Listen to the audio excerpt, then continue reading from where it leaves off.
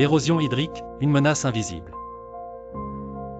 Chaque année, la pluie emporte silencieusement 75 milliards de tonnes de sol à travers la planète. Pas de catastrophe spectaculaire. Juste de l'eau qui coule, jusqu'à ce que le sol disparaisse. Et avec lui, tout ce que nous avons construit dessus. Ce sol qui part n'est pas juste de la terre.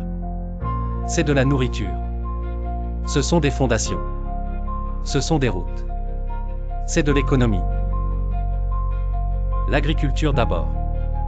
Un tiers des terres agricoles mondiales sont aujourd'hui dégradées. La Banque mondiale évalue la perte économique annuelle à plus de 400 milliards de dollars. D'ici 2050, 10 milliards d'humains devront se nourrir sur une planète dont les terres s'épuisent.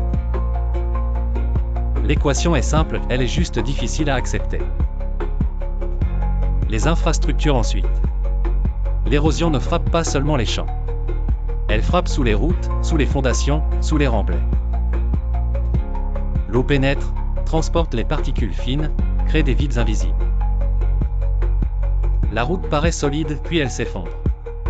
Pas à cause d'un seul épisode de pluie, mais à cause de 10 ans d'érosion silencieuse en dessous. Le coût mondial de dégradation des infrastructures liées à l'eau dépasse 500 milliards de dollars par an. L'industrie aussi. Sites miniers, zones industrielles sur remblais, pipelines enterrés, tous subissent ce phénomène.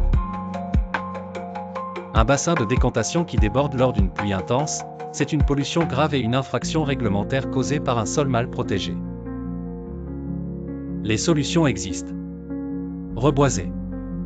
Végétaliser les talus. Construire des banquettes anti-érosives. Intégrer le risque érosif dès la conception. Un sol couvert de végétation perd 50 fois moins de terre qu'un sol nu.